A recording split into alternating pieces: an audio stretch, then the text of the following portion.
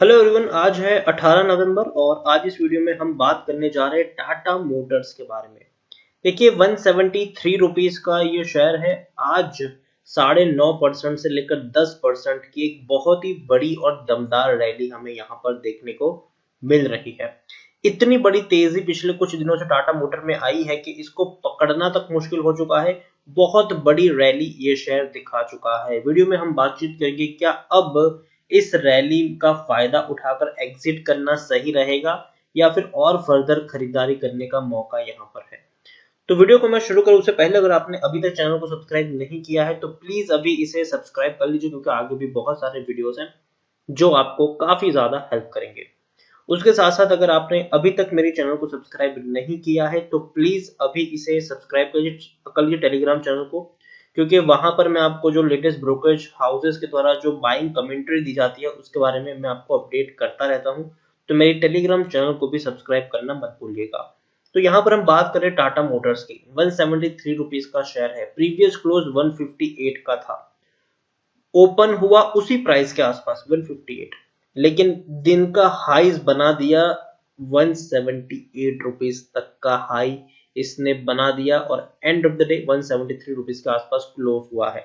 पिछले एक महीने में 35 से 36% की रैली हम देख चुके हैं। 127 रुपए से आप देखिए तेजी जो बनी है वो पकड़ना तक इसको मुश्किल हो चुका है। और अगर आप मेरे चैनल को रेगुलर फॉलो कर रहे हो तो टाटा मोटर्स के ऊपर इससे पहले भी मैंने वीडियोस बनाए हैं और हर बार मैंने कहा है कि खरीदारी की है, बने रहो, फ्रेश बाइंग करना चाहो कर सकते हो, डरने की जरूरत नहीं है। शेयर जब जुलाई महीने में 100 रुपए के ऊपर भी ट्रेड करा तब भी मैंने कहा था कि अभी भी मौका है खरीदारी करने का, अभी भी डरने की जरूरत नहीं है। 24 जुलाई को 103 रुपए के ऊपर था, तब भी मेरी कमेंट्री सेम थी कि खरीदारी करते रहो, डरने की जरूरत नहीं है और बड़ी रैलीज यहाँ पर देखने को मिलेगी। और अभी हाल फिलहाल में पिछले महीने 15 अक्टूबर को जब राकेश झुनझुनवाला जी ने 4 करोड़ शेयर्स खरीदे थे टाटा मोटर्स में, तब शेयर 127 रुपए के ऊपर ट्रेड कर रहा था और तब भी मैंने कहा था कि अभी भी टाटा मोटर्स का जो ट्रेंड है वो पॉजिटिव है, अभी भी खरीदारी आप कर सकते हो, डरने की जरूरत नहीं है। खरीदारी की है तो बने रहो।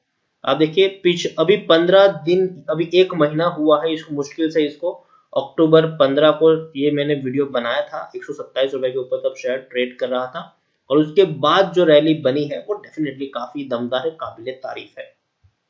पिछले एक साल में अगर हम देखें तो 2% का ग्रोथ है।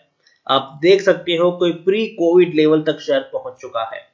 आज की इस तेजी के साथ ये शेयर अपने प्री कोविड लेवल तक पहुंच चुका है। पेंडेमिक के दौरान 65 रुपए तक शेयर टूट गया था और उसके बाद आप देखिए रैली जो बनी है, रोकना मुश्किल है इसको। 200 का हाई इसने बनाया था और डेफिनेटली बाद में पेंडेमिक के दौरान गिरावट भी आई, लेकिन एक के बाद एक तेजी आई है। बीच में अगर गिरावट आई भी है तो भी बड़ा बाउंस बैक किया है और जब भी ऐसी गिरावट आई थी मैंने वीडियो बना के इन्फॉर्म भी किया था कि अगर गिरावट आई है तो आपके पास मौका है खरीदारी करने का, बेचने की गलती मत कर लेना। यहाँ पर आप देख सकते हैं कि टाटा मोटर्स की मैं बात करने जाऊं तो टाटा मोटर्स में 3 साल में हालांकि 58% की गिरावट है। 440 रुपए के लेवल से शेयर टूटकर नीचे आया, लेकिन अब यहाँ से एक तेजी की उम्मीद हम कर सकते हैं। पिछले कुछ साल टाटा मोटर्स के लिए बिल्कुल भी अच्छे नहीं थे, क्योंकि जैगुआर को काफी ज्यादा नुकसान हो रहा था यहाँ पर, लेकिन जैगुआर का ट्रेंड धीरे धीरे पॉजिटिव हो रहा था और तेजी की तरफ जा रहा था, लेकिन बाद में आ गया कोरोना और हालत खस्ता हो गई। लार्ज कैप शेयर है, तकरीबन 50,000 करोड़ के आसपास का इसका मार्केट कैप है। एनएससी में देखेंगे तो आज एक बहुत बड़ी क्वांटिटी में खरीदारी और बिकवाली हुई है। 17 करोड़ से भी ज्यादा के शेयर्स आज खरीदे और बेचे गए हैं एनएससी में, तो ये बहुत बड़ा नंबर्स हम इसको कह सकते हैं। इसके साथ साथ हम देखिए प्रमोटर के पास 42.39% की होल्डिंग है, एफआई के पास 15.84% की होल्डिंग, म्यूचुअल फंड के पास 5.60% की होल्डिंग, इंश्योरेंस कंपनी के पास 6.63% की होल्डिंग देखने को मिल रही है। टाटा सन्स सबसे बड़े प्रमोटर्स है, लेकिन उनके द्वारा तकरीबन 4% की होल्डिंग गिरवी भी है। 44 म्यूचुअल फंड और 479 एफआईज का पैसा लगा है।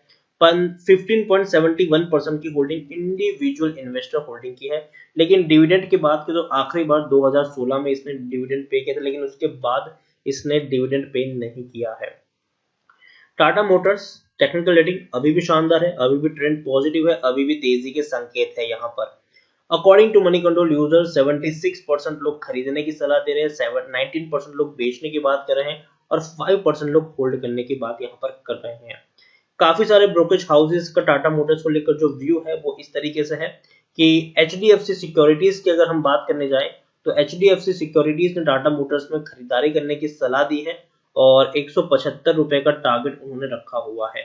जियो जीत की हालांकि 9 नवंबर की ये कमेंट्री है और तब शायद डेफिनेटली 150 से नीचे ट्रेड कर रहा था, तब उनकी बाइंग की रेटिंग थी और 156 रुपीज का टारगेट प्राइस उनका तब था। हालांकि अब टारगेट प्राइस थोड़ा सा इनका रिवाइज भी हो सकता है। एमकी ग्लोबल का टारगेट प्राइस आप देख सकते हैं 196 था। मोतीलाल ओसवाल की मैं बात करूं तो मोतीलाल ओसवाल का भी टारगेट प्राइस काफी हाई था टाटा मोटर्स को लेकर और वो था 230 रुपए का टारगेट प्राइस था।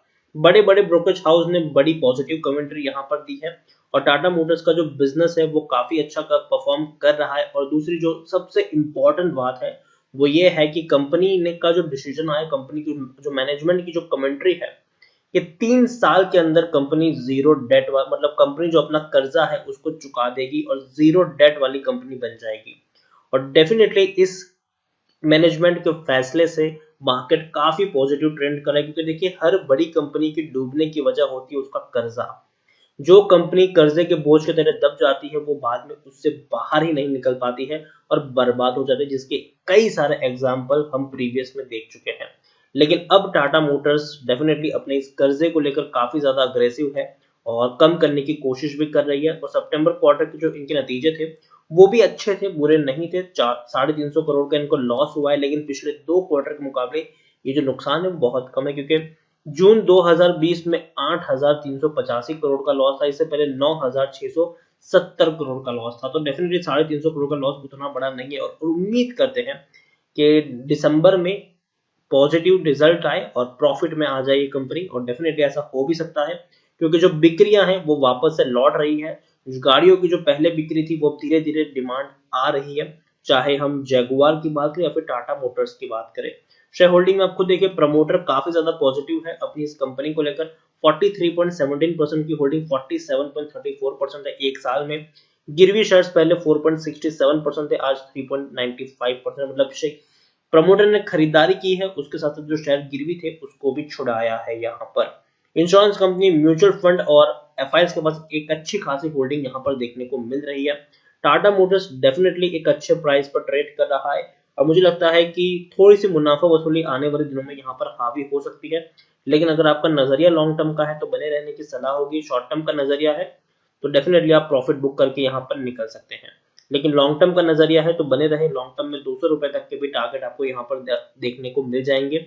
लेकिन शॉर्ट टर्म में मुझे लगता है कि 180 रुपए के आसपास पहुंचने के बाद शेयर थोड़ा सा डगमगाएगा, थोड़ी सी मुनाफा वसूली हावी होगी और नीचे की तरफ शेयर आपको 160 रुपए तक भी जाता हुआ देखने को मिल सकता है। लेकिन दोबारा 160 से 200 रुपए के टारगेट आपको दोबारा से अचीव होते हुए देखने को मिल जाएंगे।